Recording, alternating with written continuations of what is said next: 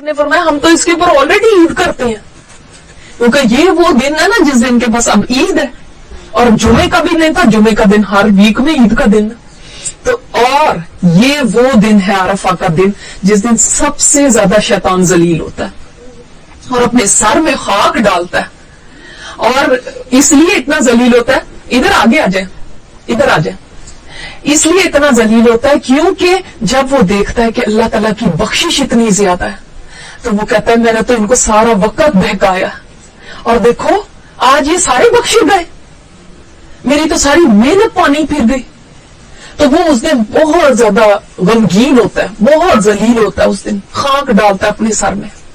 یہ وہ اتنا پیارا دن ہے۔ اسی طرح آپ صلی اللہ علیہ وسلم نے فرمایا، جو آپ لوگوں نے کہا بہترین دعا عرفہ کے دن کی دعا ہے، یہ دعاؤں کا دن ہے۔ تو اب بعض لوگ پوچھتے ہیں نا 9 ذی الحجہ کا روزہ رکھیں یا عرفہ کا دن کا رکھیں نا، اور دعائیں کون سی 9 ذی الحجہ کی یا عرفہ کے دن کی؟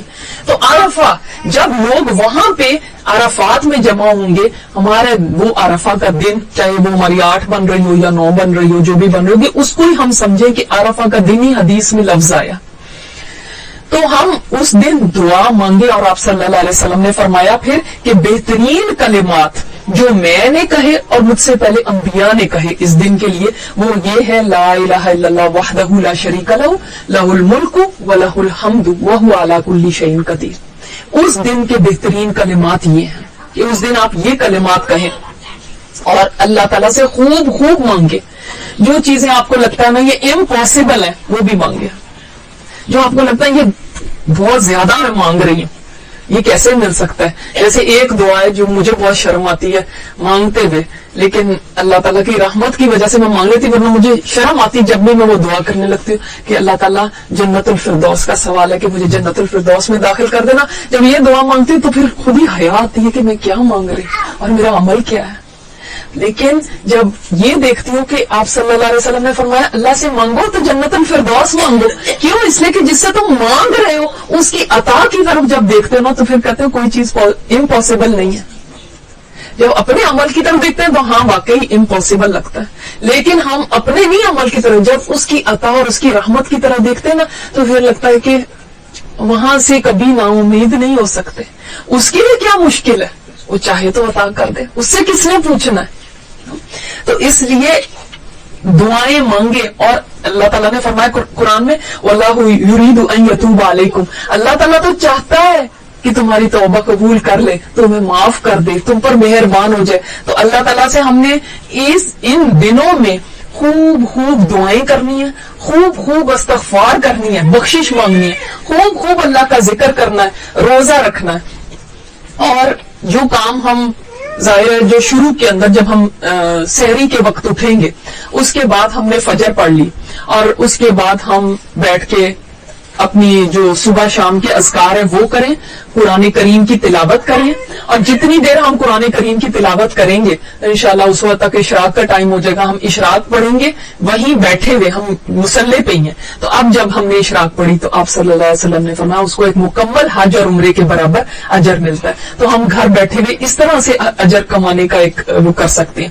اسی طرح سنت راتبہ جو 12 سنتیں ہیں دن کی ان کو نہیں چھوڑنا، کیونکہ جو یہ سنتیں پڑھتا ہے اس کا اللہ تعالیٰ جنت میں گھر تعمیر کر دیتے۔ تو کم از کم ان دنوں میں ہم میک شور کریں کہ 2 فجر کی سنتیں، ظہر کی 4 پہلے اور 2 بعد میں، ٹھیک ہے، اور اس کے بعد مغرب کی 2 سنتیں اور اس کے بعد عشاء کی 2 سنتیں، یہ ہیں 12 رکعت، یہ آپ نے لازمی پڑھنے، یہ راتبہ ہیں، ٹھیک ہے، چاہے آپ باقی نہیں بھی پڑھ رہے لیکن یہ ضرور پڑھیں۔ پھر آپ صلی اللہ علیہ وسلم نے فرمایا افشوا السلام بینکم، اپنے آپس میں سلام کو عام کرو اور مسکین کو کھانا کھلاؤ، نرم بات کرو، اور فرمایا کہ رات کو اس وقت نماز پڑھو جب لوگ سو گئے۔ یہ 4 کام بتائے کہ یہ کر لو گے نا تو سلامتی سے جنت میں چلے جاؤ گے، یعنی کوئی پرابلم نہیں ہوگا جانے میں۔ 4 کام کیا ہے؟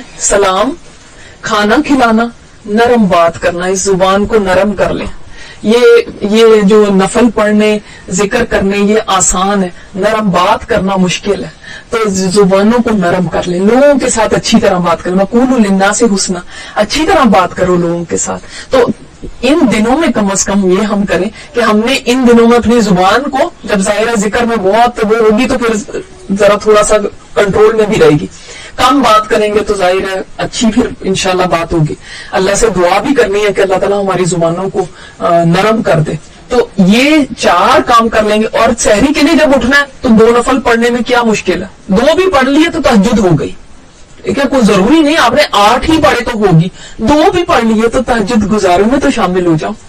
وہ نہیں میں آپ کو کہتی آپ نے سورہ بقرہ ہی شروع کر دینی ہے، چلو سورہ اخلاص اور سورہ ناس کے ساتھ ہی پڑھ لو، ہمارا نام ہی چلو لکھا جائے کہ یہ بھی اٹھی تھی اور اللہ کے آگے سجدہ اس نے کیا تھا اس وقت میں جب سب لوگ سو رہے تھے. یہ تو اس سے سٹارٹ کریں، 2 سے سٹارٹ کریں. تو انشاءاللہ تعالیٰ جب ہم سحری کے لیے اٹھیں گے تو یہ کام بھی ہم کریں گے. دیکھیں جنت میں جانا جو ہے نا یہ صرف دعاؤں سے نہیں ہے، اس میں کوشش چاہیے، یہ صرف خواہشات سے نہیں ہوتا. اور جو انسان نیکی بڑی نیکیاں کرنا چاہتا ہے نا اس کو چاہیے چھوٹی چھوٹی نیکیوں کے موقع ضائع نہ کرے. ان کو یہ نہ سمجھے سلام کرنا کون سی ایسی نیکی ہے اور یہ کون سی ایسی نیکی. اگر آپ چاہتے ہیں نا کہ اللہ آپ کو بڑی نیکی کے موقع دے تو پہلے چھوٹی چھوٹی نیکیاں شروع کریں، ان کے موقعوں کو اویل کریں. اور ان دنوں سے زیادہ بڑھ کے کیا دن ہے جو اسپیشل دن آ رہے ہیں، ان میں ہم نے اپنے لیے جنت کے دروازے کھلوانے ہیں اور جہنم کے بند کرانے ہیں. جنت کے کھلوانے ہیں اور جہنم کے بند کرانے ہیں. آپ کی مرضی ہے، آپ 8 دروازے جنت کے اپنے لیے کھلوا لیں یا 1 کھلوائیں. آپ کی مرضی ہے کہ آپ جہنم کے سارے دروازے بند کروا لیں یا 1 کروائیں، یہ آپ کی مرضی ہے. تو یہ ہماری اس کے اوپر ہے کہ ہم کتنی محنت کر کے اللہ کو دکھاتے ہیں. اللہ تعالیٰ ہماری یہ محنتیں دیکھتا ہے. اس نے تو دیکھیے رحمت کے ایسے دروازے کھول دیے، 1 سال اگلے 1 سال پچھلے گناہوں کی معافی کا وعدہ فرما دیا 1 روزے پہ. سوچیں کہ وہ کتنا غنی ہے، وہ کتنا سخی ہے، وہ کتنا عطا کرنے والا ہے. کوئی کسی کو کہہ دینا کہ آپ جی یہ 1 رات آپ یا 1 دن آپ یہ جاب کریں تو آپ کو ڈبل سیلری ملے گی، اگلے مہینے کی بھی دے دیں گے، 2 مہینوں کی سیلری آپ کو ملے گی. تو انسان کو بخار بھی ہوگا تو کھڑا ہو جائے گا، کہے گا اگر میں بیمار بھی ہوں 1 ٹانگ پہ بھی کھڑا ہونا پڑے تو نہیں، میں آج ڈیوٹی پہ ضرور جاؤں گا. اور پتہ 2 مہینے کی سیلری مل رہی ہے. تو اللہ تعالیٰ تو 2 سالوں کے گناہ معاف کر رہا ہے، کون پیچھے رہ سکتا ہے. تو اللہ تعالیٰ کی عطائیں اتنی ہیں اور ان 10 دنوں کے اندر اتنی زیادہ ہیں، ہم بھی ان کو لینے والے بنے. اللہ ہمیں توفیق دے کہ ہم ان کو سمیٹنے والے بن جائیں. اور حضرت حفصہ کی شان میں آتا ہے کہ جبرائیل علیہ السلام آئے تھے آپ صلی اللہ علیہ وسلم کے پاس، جب آپ صلی اللہ علیہ وسلم نے ایک طلاق دے دی تھی حضرت حفصہ کو، تو فرمایا تھا کہ ان کو واپس لے لیں. اللہ کا حکم ہے ان کو واپس لے لیں. کیوں؟ کیونکہ اللہ تعالیٰ کو ان کی 2 باتیں بہت پسند ہیں، ایک یہ قیام بہت کرتی ہیں اور ایک یہ روزے بہت رکھتی ہیں. اسے پتا چلا اللہ تعالیٰ کو کون سی 2 چیزیں محبوب ہے، قیام کرنا آپ کا اور روزہ رکھنا. اور قیام کس میں ہوتا ہے؟ نماز میں.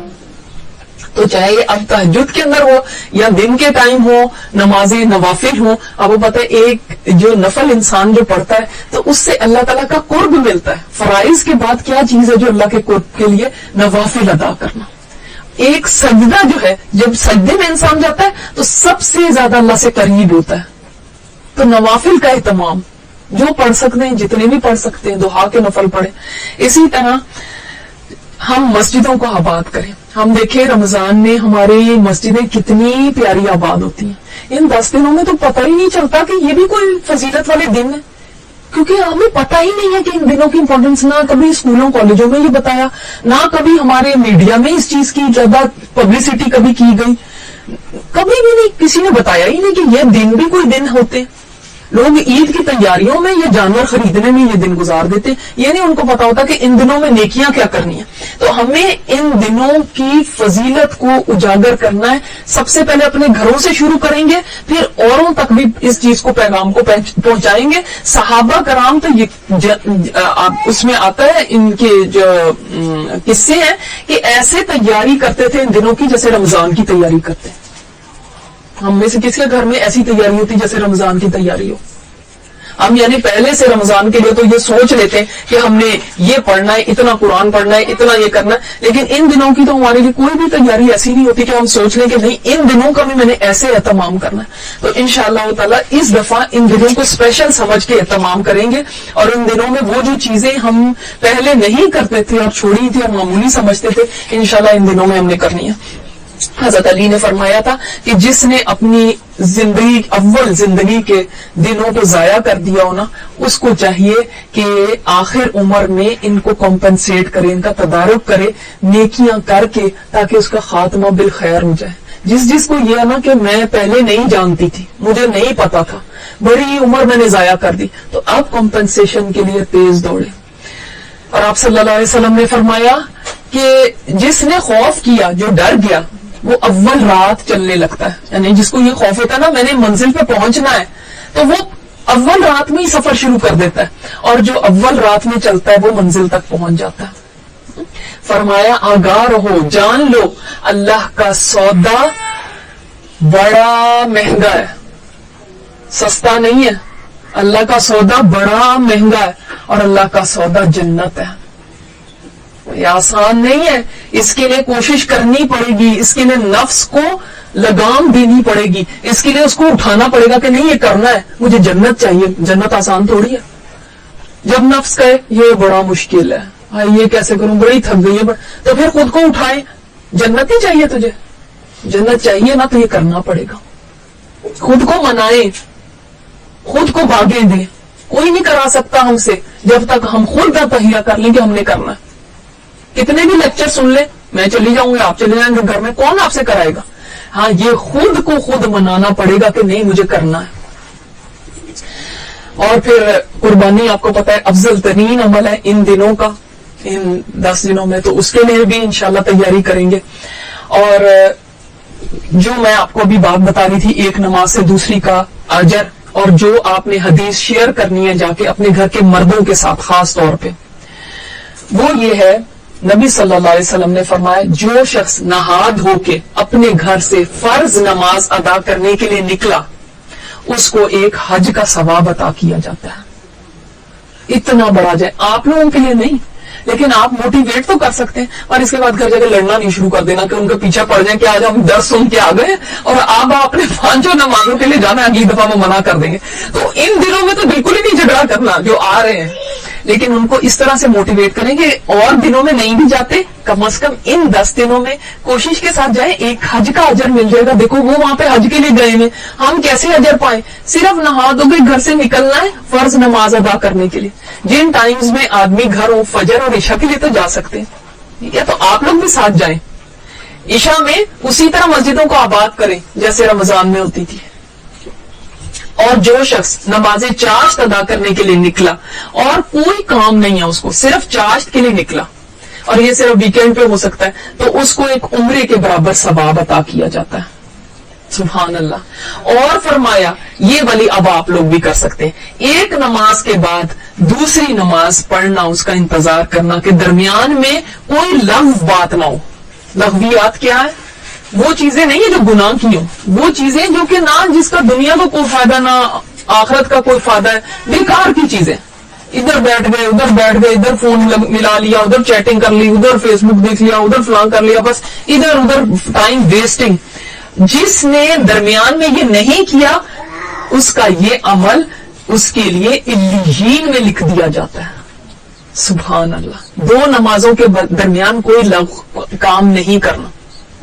ویسے بھی یہ چیز ہے، لیکن ان دنوں میں خاص طور پہ ہم اس کا اہتمام کریں۔ اب جو میں آپ کو بتانے لگی ہوں وہ کچھ اذکار بتانے لگی ہوں، 5 اذکار میں آپ کو بتاؤں گی انشاءاللہ، اگر آپ چاہیں تو آپ ان کو لکھ لیں۔ ان کی تسبیح ایک ان 10 دنوں میں تو ضرور کرنی، ویسے تو ہم تکبیرات پڑھتے رہیں گے انشاءاللہ تعالی، لیکن کم از کم ان اذکار کو آپ نے ریگولرلی ایوری ڈے کرنا ہے، ایک تسبیح ان کی کرنی ہے، یہ کم از کم ہے۔ آگے آپ کی جتنی مرضی دیکھیں، نیکی کے کام میں جتنا بھی انسان آگے بڑھے، کیوں اس لیے آپ کو یہ بتا رہی ہوں۔ بعض دفعہ انسان سوچتا ہے اچھا کیا کروں، کون سا ذکر کروں، اچھا یہ کروں کہ وہ کروں۔ جب آپ کے پاس 5 اذکار لکھے ہوں گے نا، تو پھر آپ کو مشکل نہیں ہوگی کہ یہ میرا ہوم ورک ہے، میں نے یہ کرنا ہے، یہ ہوم ورک کے طور پہ سمجھ کے کریں۔